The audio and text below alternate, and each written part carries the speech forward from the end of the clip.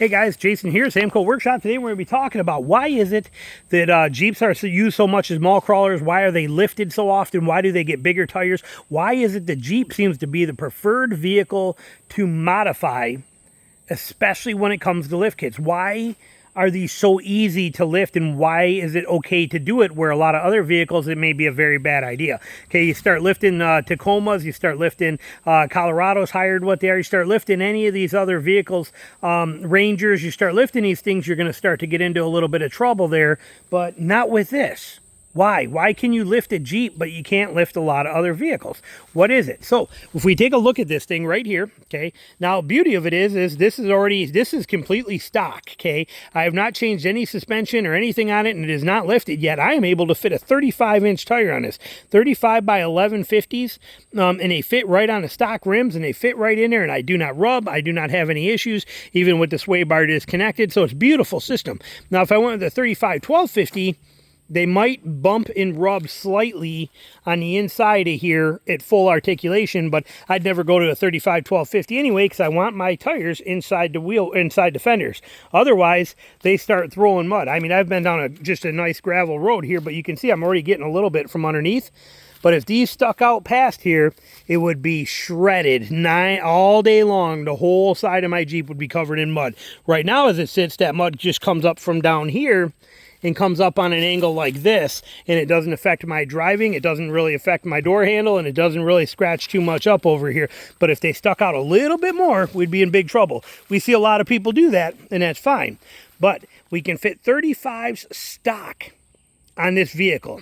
There is not many vehicles made today that can pull that off. There's in the mid-size world especially. In the full-size world, yes, but without modification. So if you're going to mod it, you want to put bigger tires on it, you're going to lift stuff. Why is a Jeep safe to lift when other vehicles are not? You know, and I know I'm going to get some grief for this because people are going to argue with me, but I mean it when I say lifting this doesn't affect anything with your reliability, and you're not going to have to replace parts quickly.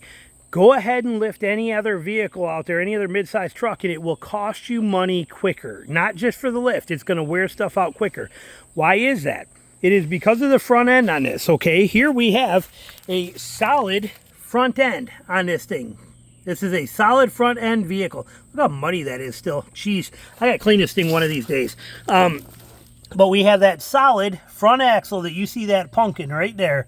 And that axle goes all the way across, all the way to the knuckle on that side, all the way across, all the way to the knuckle on that side. Okay, that's a beautiful, beautiful system. Now, because of that, when we do a lift on this vehicle, and we are going to lift it, you can see the steering knuckle right here. Okay, and that's the axle shaft that goes right there. Anything we lift is lifting everything up from the springs, but this axle still stays straight across all the way. This thing goes straight across the pumpkin. That axle does not come up. Everything from the spring up comes up. This whole setup stays straight and perfectly in line. You might get a little bit of more angle to your front drive shaft, but it is minimal. Okay, see we got a front drive shaft. If you can see it up in there. I don't know if I'm going to be able to catch it from this angle, and the whole truck is hot. Okay, but we have a front drive shaft here that's buried up in there, and that angle might change ever so slightly when we lift everything up. Maybe just a smidge, maybe not. Actually, I don't even think it's gonna. So when you lift this, everything comes up except for that gearbox, or that whole front axle, the whole diff, everything stays right where it is. So there is no change to your articulation angles of your CV axles, okay? Your axles, and I'm going to show you pictures and insets in here, and we're going to talk about stuff. But on this, you can lift it 1 inch, you can lift it 2 inches, 3.5 inches, 4.5, 6, 8, doesn't make any difference. It's not going to change the angle of your axles to the front wheels. If you do that to an IFS, independent front suspension vehicle, you are going to kink that CV axle. It is going to do this weird zag because it has to go horizontally into the transfer case, or into the front transfer case, the diff, and it also has to go in horizontally to your wheel.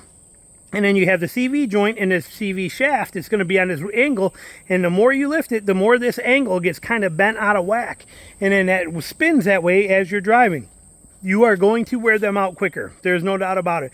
I have friends and know a lot of people that have lifted third gen Tacomas and they put them up 3.2. They do 3 inches in the front, 2 inches in the back, and now they're replacing CV axles every 50,000 miles. Okay, it may not seem like a big deal. Maybe you're okay with that, but some are doing it at 30,000 miles. So it becomes an issue with IFS suspensions. When you start lifting it, you start introducing issues. On a Jeep, there's no issues because of the solid front axle. So it becomes a very beautiful system to be able to get you that lift and be able to do. The wheel wells on a Jeep, with the fenders being right here and being so big and out of the way, it allows you to put massive tires on them. And if these are in the way, you can take them off and even put other higher rise different fenders on there so that you can get that. You can even get stubby bumpers, so when you go putting 40s on here and you're turning, you're not even hitting this section of this thing. This gets cut off on these other bumpers so that you get full capabilities of this. So the reason Jeeps are modified so much, so easy to lift, and so functional lifted is these reasons we're talking about. That solid front end, that solid front axle on this thing is such a game changer. And out here, it's such a beautiful thing. There's nothing like it that just compares. So, but that's the number one reason that you see so many mall crawler Jeeps. Because mall crawlers, remember, it's only like 4% or 4 or 5% of the population actually off-roads hardcore. Most of them are camping, they're overlanding, they're exploring, they're hunting, they're fishing, or that kind of stuff like that. But as far as hardcore off-roaders, it's like 5% of the population of Jeep owners. But so many Jeeps are modified. Why? Because they're easy to do it. And because when you do it, you don't lose any reliability. You don't lose anything to it. You're not having to overstress parts because of the simplicity of it. That's what I'm trying to tell you. Beautiful, and that's the reason you see them all jacked up all the time. Even if they never see a speck of dirt, people can make them look tough, make them look cool, do a lot of things to them without sacrificing any reliability to them. Thanks for watching.